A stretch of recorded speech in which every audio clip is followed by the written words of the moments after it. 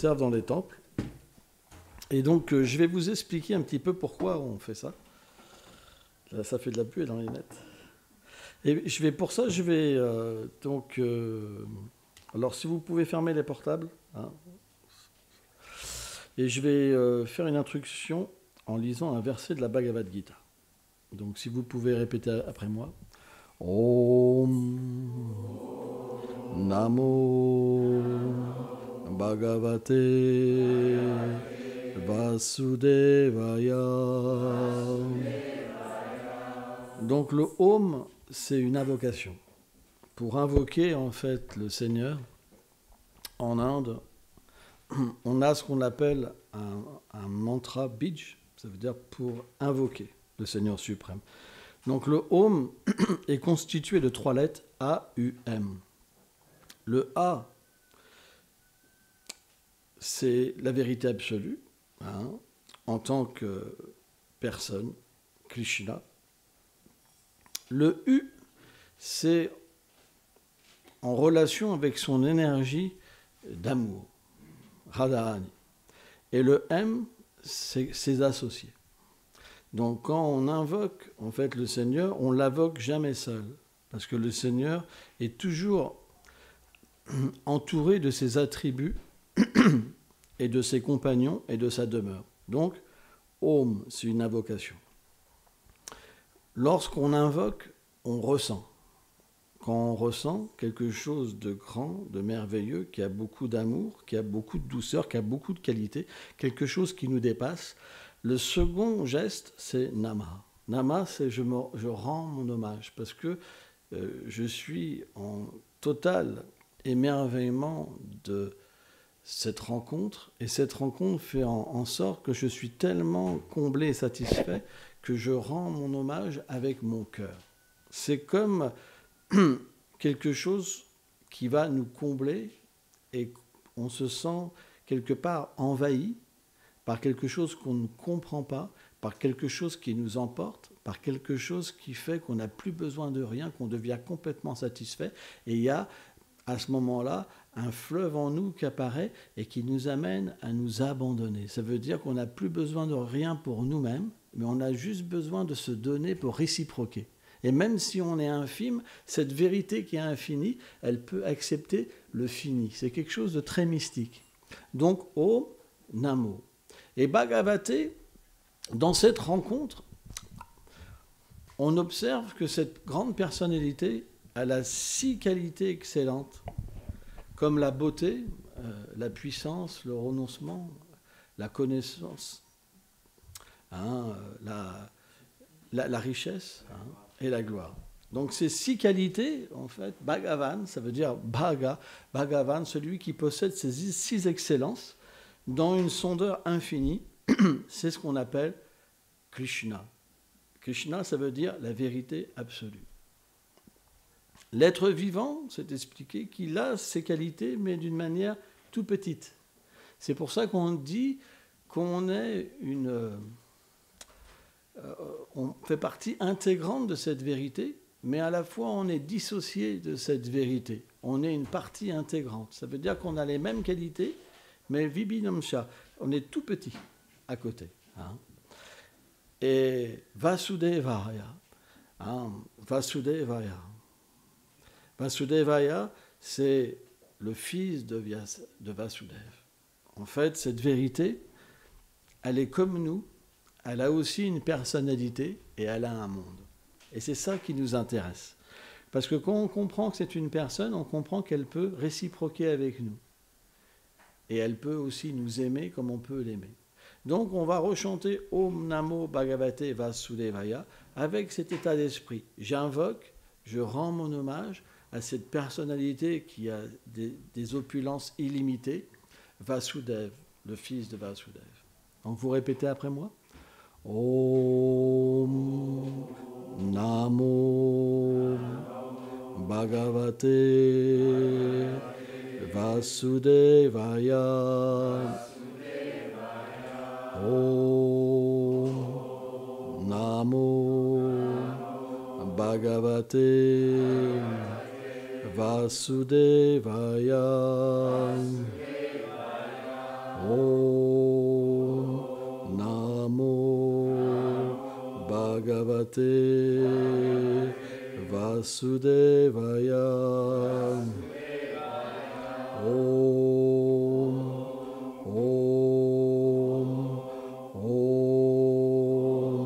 Hare Krishna, Hare Krishna, Krishna Krishna, Hare Hare, Hare Rama, Hare Rama, Rama Rama, Hare Hare, Hare Krishna, Hare Krishna, Krishna Krishna, Hare Hare, Hare Rama, Hare Rama, Rama Rama, Hare Hare, Hare Krishna, Hare Krishna, Krishna Krishna, Hare Hare, Hare Rama, Hare Rama, Rama Rama, Hare Hare.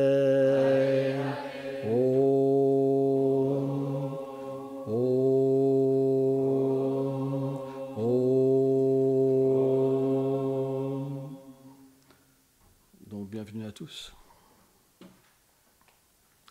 Maintenant, nous allons pouvoir lire un verset de la Bhagavad Gita. Alors, pourquoi on chante des mantras? C'est que le mantra permet de nous libérer des samskars, des impressions de nos vies passées. Et il nous met sur une plateforme où on peut recevoir le savoir transcendantal.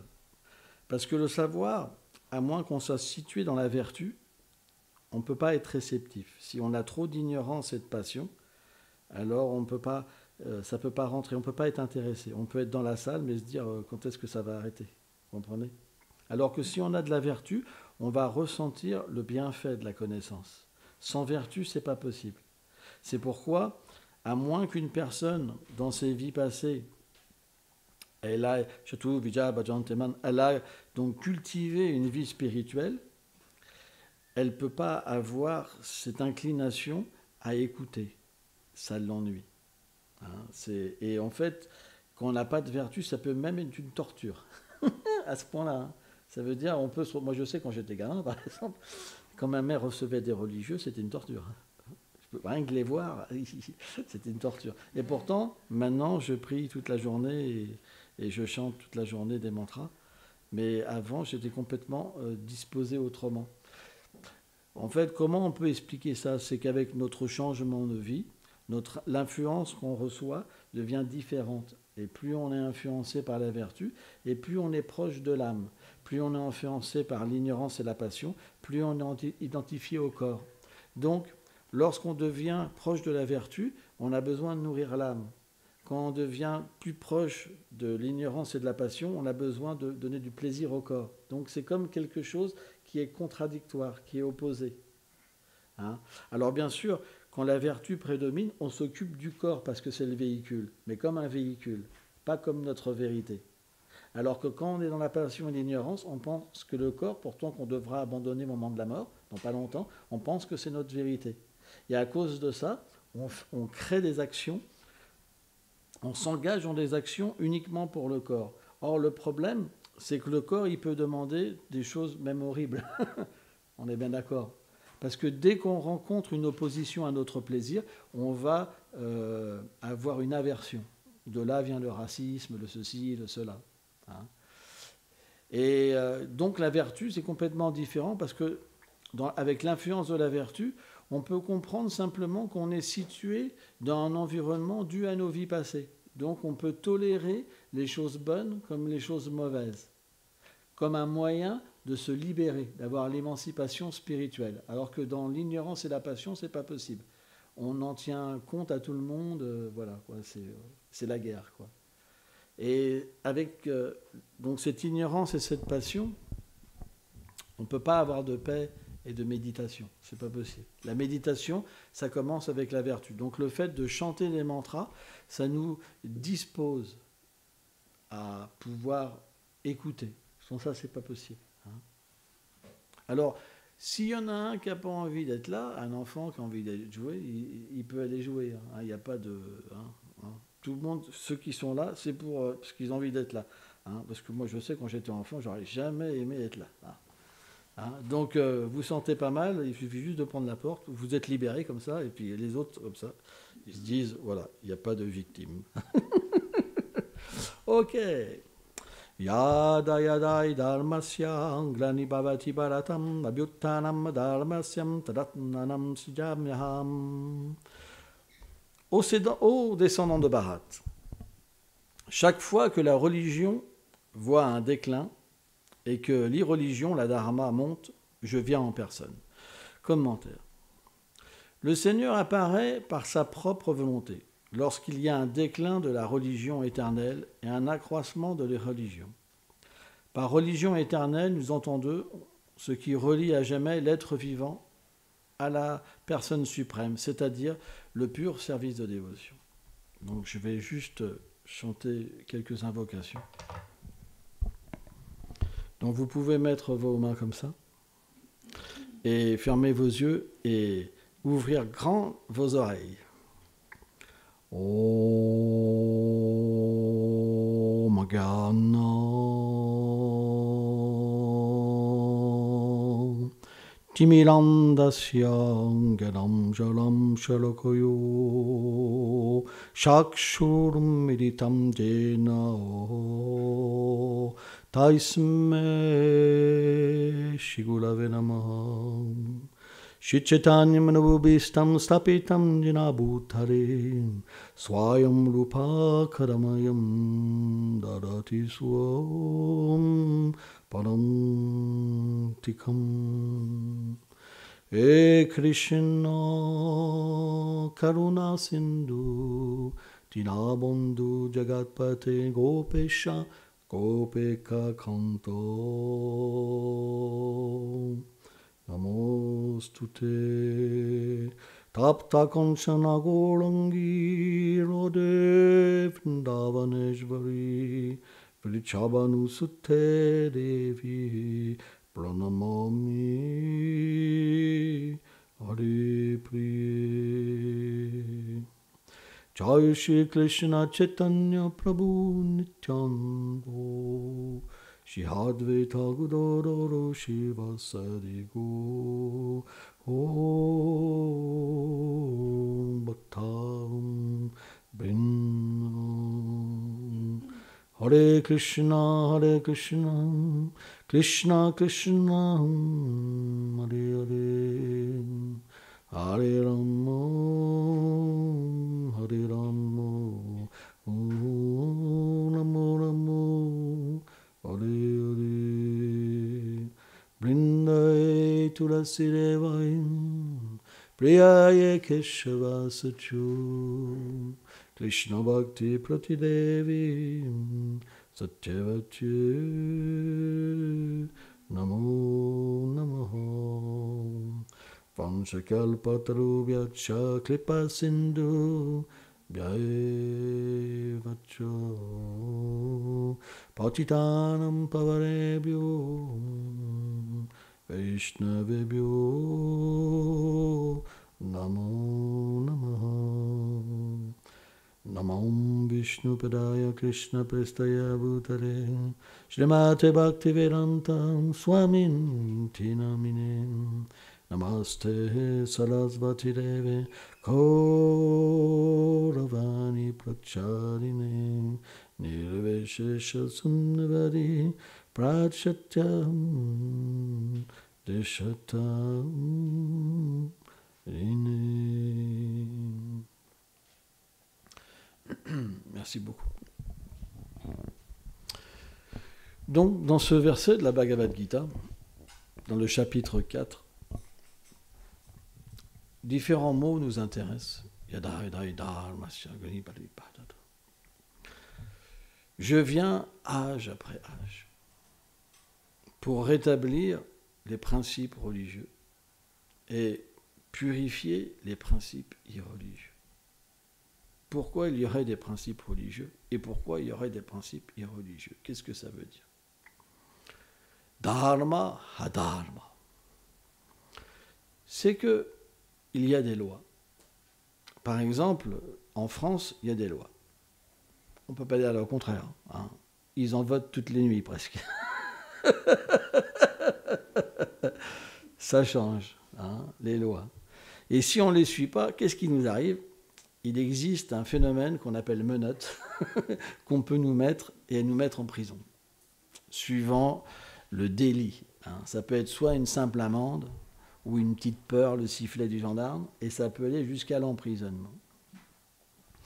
Donc, si notre petit État français, tout petit dans l'univers, minuscule, peut avoir des lois, à votre avis, qu'est-ce que ça veut dire? Ça veut dire qu'originellement, l'univers a des lois. Tout ce qu'on trouve dans ce monde a une origine. Or, les lois de l'univers, qui sont contenues originellement dans les Védas, et qui sont données à chaque moment de la création pour que les humains puissent se libérer, en fait, du cycle des morts et de renaissance, ils sont donnés. Alors, on va prendre l'exemple du feu. On dit souvent un enfant est innocent, d'accord? Pourtant, s'il met la main sur le feu, qu'est-ce qui va se passer, bien qu'il soit innocent? Est-ce que son innocence va lui permettre d'échapper à la flamme? Non. Et pourtant, il n'a rien fait de mal. Il y a une loi. Cette loi, ça veut dire que le feu, ça brûle. C'est ce qu'on appelle une loi de l'univers. L'eau, ça mouille, par exemple. Eh bien, de la même manière, il y a des lois plus subtiles et il y a des lois plus grossières. Et une loi subtile, c'est que l'être vivant, il a un swadharma. Ça veut dire qu'il a une nature originelle par laquelle il a été manifesté. Et cette nature, c'est d'avoir une relation avec la vérité absolue, une relation d'amour. Ça veut dire qu'on n'existe pas par nous et pour nous, mais la vérité absolue, elle, oui. Ça veut dire que tout existe par lui et pour lui. Ça veut dire on fait partie d'une partie intégrante de lui-même. Ça veut dire que quand on se dissocie de lui et qu'on veut être ce propre Purusha, être suprême, et qu'on désire jouir indépendant de lui, alors on casse ce cycle. Et à partir de là, on devient éligible à la loi du karma. Ça veut dire que tout ce qu'on va faire va avoir une cause et un effet. Or, il y a des lois de l'univers. Vous pouvez parfois agir, ça vous rapporte du bonheur, et parfois vous pouvez agir, ça va vous faire souffrir. Donc, quand on agit sans conscience, sans comprendre ces lois, on peut faire des erreurs. Et ces erreurs peuvent nous amener à souffrir et même à créer toute une société d'ignorance où les gens vont simplement faire que plus souffrir et plus oublier leur réalité surtout. Ça, c'est ce qu'on appelle l'adharma. L'adharma, ça veut dire que vous oubliez que vous êtes l'âme et que vous pensez que vous êtes le corps. Vous allez simplement vous diriger sur la satisfaction des sens. Or, satisfaction des sens, qu'est-ce que ça veut dire? Exploitation, le monde de l'exploitation. Pour satisfaire les sens, on est prêt à tout détruire. Et c'est ce qui se passe en ce moment. On voit, par exemple, notre mode de vie ne s'accorde pas avec la planète. La preuve, c'est qu'on pollue tout. Et il y a 10 ans, il disait déjà que dans 50 ans, il n'y aurait plus d'eau potable, par exemple. Et qu'on serait obligé de changer de vie. Hein? Donc, on voit que l'adharma, ça crée une disharmonie au point qu'on va se détruire par nos propres réactions. Donc cet adharma-là, il peut être, c'est ce qu'on appelle l'ignorance, il peut être changé que par la connaissance. C'est pourquoi, quand en fait le Seigneur dit « Je viens âge après âge pour redonner le dharma et enlever les religions », c'est simplement pour informer les gens qu'il y a des lois. Il ne force personne. C'est expliqué qu'il crée même l'univers matériel, les univers matériels, pour qu'on puisse avoir une indépendance totale. Ça veut dire que ce monde, c'est nous qui le créons. Par exemple, cette pièce, on l'a peint en jaune, on aurait pu très bien la peindre en bleu. Vous, par exemple, moi, ça aurait été le bleu, moi, j'aurais fait en vert, moi, j'aurais fait en rose, par exemple. Donc, on crée quelque chose. Par exemple, si vous observez chacun votre maison, c'est votre royaume. Vous avez fait votre royaume à votre goût, on est bien d'accord. Vous avez fait votre petite télé, alors il y en a qui n'ont pas de télé, des petites photos, les petites ceci, les petites cela, et quand vous rentrez chez vous, c'est votre royaume. Et d'ailleurs, vous n'acceptez pas tout le monde, parce que c'est vous qui décidez qui rentre ou qui ne rentre pas, on est bien d'accord. Ce n'est pas la maison de tout le monde. Donc, quelque part, lorsqu'on prend quelque chose qui ne nous appartient pas, on commet une action qui va engendrer une réaction. Parce que ce qu'on ne sait pas dans l'ignorance, c'est que tout appartient à quelqu'un, originellement. Et qu'on ne peut pas prendre quelque chose sans l'inviter. Donc quand vous entrez dans votre maison, vous dites « c'est moi le Purusha, et je fais entrer qui je veux », on imite qui? Le Seigneur suprême. Et à cause de ça, on doit vivre dans l'ignorance. Et dans l'ignorance, il se cache. Ishvara Sarvabhutanam, il se cache. Bien qu'il soit dans le cœur, bien qu'il nous accompagne tous, il se cache. Parce que notre mentalité n'est pas bonne. Notre mentalité ne permet pas une relation. Vous comprenez? Vous n'allez pas forcer quelqu'un qui n'a pas envie de vous voir. Toute la journée, je suis là, je suis là. Le gars, il va être là, il va péter un câble. Vous comprenez? Qu'est-ce que vous allez faire? Si quelqu'un n'a pas envie de vous voir, vous vous cachez. C'est la nature qui veut ça. Si vous avez une bonne nature, vous allez vous cacher pour pas créer quelque chose de mauvais. Si vous avez une mauvaise nature, vous allez dire celui-là, je vais. Mais si vous avez une bonne nature, dites bon, je vais pas lui faire de mal, je vais disparaître.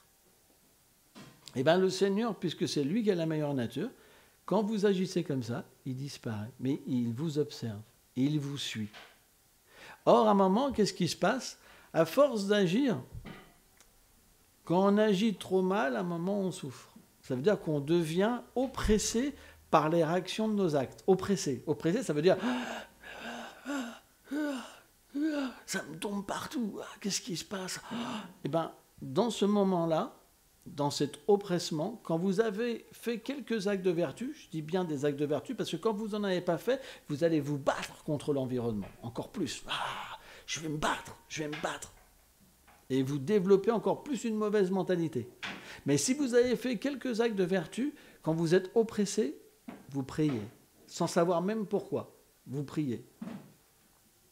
Et cette prière, c'est le pont, en fait, qui se crée entre l'âme et l'âme suprême.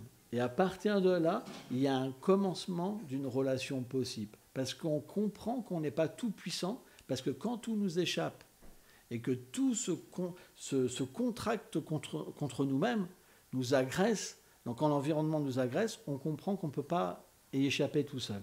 Moi, je sais que j'ai eu cette expérience dans ma vie. Quand j'étais jeune, j'étais extrêmement violent et méchant.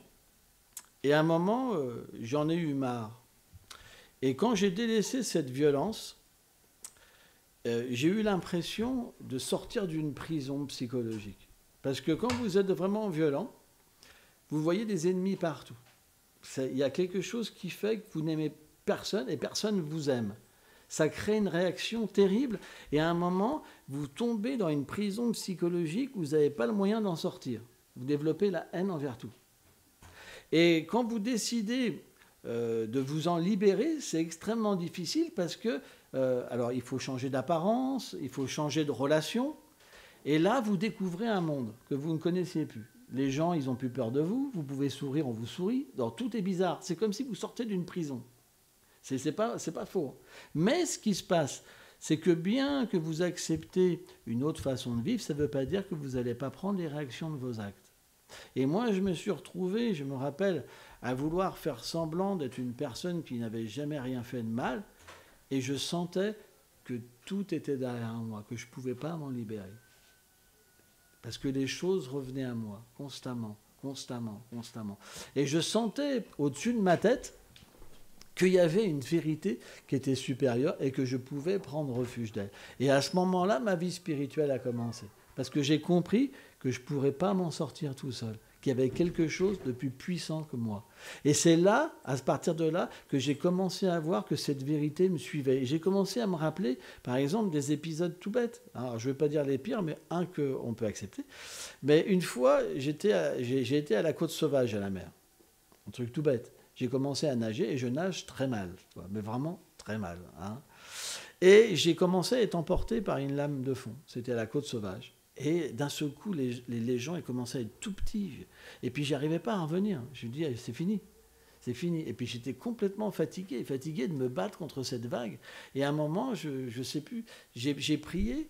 Et puis, il y a une vague qui m'a ramené. Je ne sais pas pourquoi. Sans même forcer, j'ai été ramené comme ça à la plage et je me suis écroulé comme ça, fatigué. Et là, j'ai compris que quelqu'un me protégeait. Et j'ai aussi revu différents épisodes de ma vie où j'aurais pu mourir plusieurs fois et que j'avais toujours été protégé. Et c'est là que j'ai compris. J'ai compris que cette vérité, elle est toujours avec nous. Elle nous accompagne toujours. Toujours. Mais soit on a la possibilité de la voir, ou soit on l'ignore. Quand on la voit, on devient redevable. Et quand on est redevable, alors elle se révèle à nous et elle nous accompagne. Or, si elle a la possibilité de nous accompagner, d'avoir une intelligence, de nous avoir créés, qu'on a des sentiments, qu'on a une forme, qu'on peut aimer, etc., etc., et on peut faire beaucoup de choses, nous. Hein. Est-ce que vous pensez que cette vérité, elle a le droit de rien faire? Elle ne peut rien faire. Elle est condamnée, elle est la vérité. Pourquoi elle aurait besoin de quelque chose puisqu'elle a la vérité? Elle n'a pas le droit. Elle n'a pas le droit d'avoir d'amis, elle n'a pas le droit d'avoir de parents, elle n'a pas le droit de faire ceci, elle n'a pas le droit de rigoler, elle n'a pas le droit de manger. Non, elle n'a pas le droit. Tout est fait pour vous et rien pour elle. C'est étrange comme conception. Ça veut dire que tout existerait juste pour vous. Mais à l'origine, elle n'a rien. Que dalle. Cacahuète. Cacahuète. 2 cacahuètes, 2 zéros égale 0.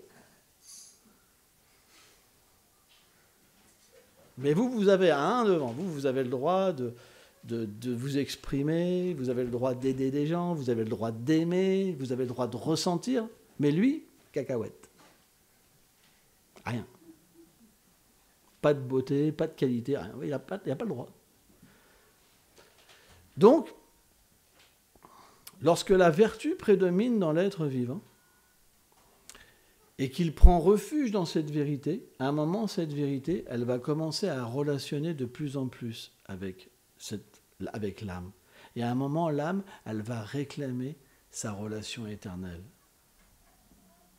avec cette vérité. Et c'est à ce moment-là que le Seigneur devient personnel. Avant, jamais. Parce que s'il était personnel, vous n'auriez pas envie, que vous n'étiez pas prêt. Pourquoi il se révélerait puisque vous n'êtes pas prêt? Il faut que ça vienne de vous. Qui veut être forcé ici? Levez la main. Il y en a bien qui veut être forcé. Toi, tu veux être forcé. Hein, tu ne veux pas être libre. Hein, tu veux être libre? Bon. Tout le monde veut être libre. Donc, cette vérité, elle doit nous donner la force spirituelle. C'est pour ça qu'on l'appelle Balaram. Balaram, ça veut dire celui qui donne la force spirituelle. La force spirituelle, ça veut dire l'intelligence, le souvenir de qui nous sommes. C'est pourquoi on dit cette vérité, il est le gourou originel, il est le maître spirituel originel. Et c'est pourquoi Balaram, on le représente avec une pioche. Alors pourquoi une pioche? C'est parce que le cœur est comme un jardin. Et ce jardin, en ce moment, il est plein de mauvaises herbes. Les mauvaises herbes, c'est quoi?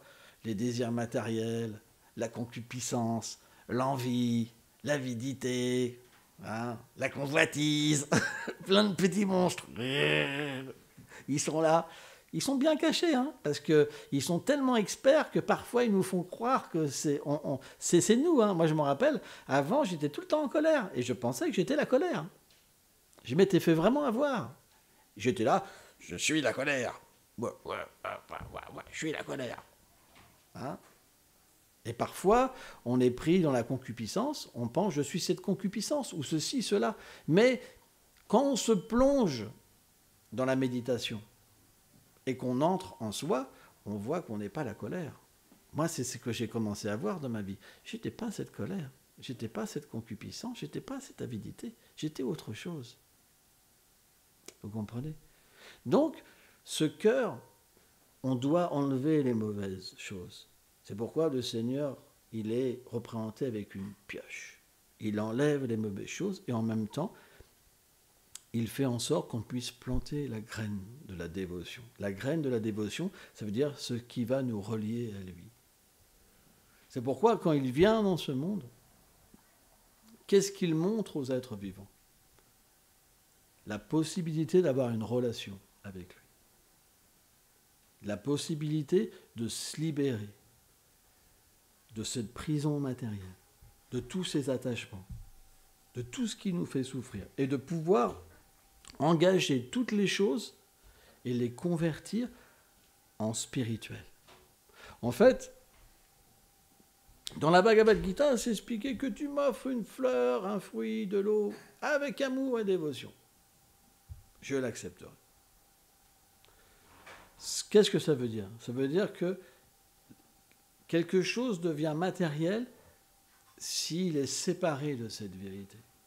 Mais lorsqu'on engage toutes les choses dans le service d'amour du Seigneur, ça devient spirituel. Et lorsque ça devient spirituel, ça arrête de nous relier avec des attachements, des chaînes, des limites, et ça nous libère de pouvoir véritablement aimer les êtres, aimer le Seigneur, mais d'une manière pure, reliée à l'âme et non à l'ignorance du corps. Ça veut dire qu'à partir de là, on va utiliser le corps comme un instrument et notre réalité va s'éveiller. On va vivre avec notre vérité 24 heures sur 24. Et donc, à partir de là, on va aussi aider les êtres à se libérer. Parce que lorsqu'on se libère, on peut comprendre qu'avant, on souffrait. Mais quand on est dans l'ignorance, on pense que la souffrance, c'est le bonheur. Par exemple, j'ai connu, moi, des gens qui prenaient beaucoup de drogue à une époque, qui étaient des junkies. Vous savez ce que c'est un junkie? Ça veut dire que c'est quelqu'un, il est complètement dépendant d'un produit. Mais pour quelqu'un qui est dépendant de la drogue, son plus grand plaisir, c'est la drogue. Son plus grand ami. Et pourtant, c'est son pire ennemi. Donc on peut comprendre dans quelque chose d'extrême que notre souffrance peut devenir ce qu'on appelle notre bonheur. Donc, il y a des cas extrêmes où tout le monde peut comprendre, mais notre propre cas, on ne peut pas forcément le comprendre. Parce que lorsqu'on est attaché à notre souffrance, à des choses qui nous font souffrir, on ne peut pas les voir comme des objets de souffrance, parce qu'il y a un attachement. Or, la vie spirituelle, ça permet de nous détacher. Pourquoi on se détache? Parce qu'on est en contact avec quelque chose qui est pur, quelque chose qui est bien au-delà de ce que peuvent nous donner les êtres de ce monde. Et à partir de là, quand on devient détaché, à ce moment-là, on peut utiliser les mêmes relations, mais purement, sans avoir de chaîne matérielle. C'est pourquoi le Seigneur vient, premièrement, parce qu'il nous aime, parce qu'on a une relation d'amour. Mais l'amour, ça veut dire la liberté. Quand vous avez un enfant, par exemple, quoi? Logiquement, quand vous avez un enfant, même s'il vous rejette, vous ne le rejetez pas. Vous attendez simplement qu'il revienne. Mais jamais vous pouvez rejeter un enfant. Logiquement. Maintenant, il y en a qui le font. Bon. Mais, de la même manière, pourquoi cette propension existe dans l'être vivant? Parce que c'est une partie intégrante du Seigneur suprême. Ça veut dire que le Seigneur a cette même propension. Ça veut dire qu'il ne vous a jamais abandonné.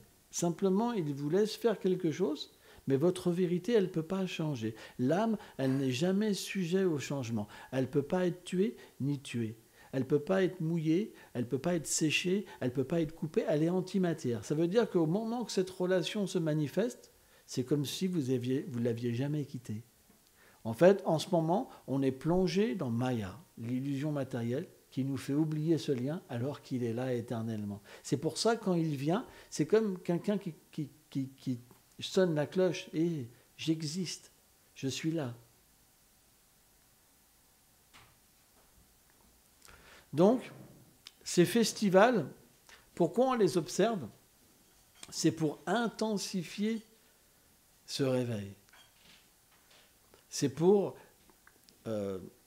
intensifier cette relation. Et graduellement, alors au début, on vient, on se dit, les gars, ils sont bizarres. Hein. On peut se poser même des questions, même se dire, puis même s'en aller au bout de 2 secondes. Mais au fur et à mesure des années, des vies, tous ces samskars spirituels, ces impressions spirituelles, vont nous amener à avoir un désir pur. Et ce désir, le désir, c'est ce qui fait que le Seigneur peut réciproquer avec nous. C'est pourquoi on observe en fait en Inde des festivals pour nous permettre graduellement de nous éveiller à notre réalité. C'est pour ça qu'il y a des festivals. Hein. Voilà. Je voulais juste parler un petit peu avec vous. Si vous avez une question, peut-être, je ne sais pas. Qui sait? Des fois, ça existe. Ah bah lui, s'il parle, il va faire une conférence. Non, non, c'est qu'il parle très bien, mais après, on n'aura pas le temps de répondre. D'accord. D'accord.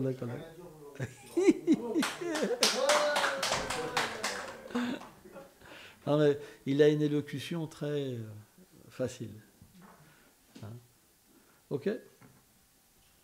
Merci beaucoup.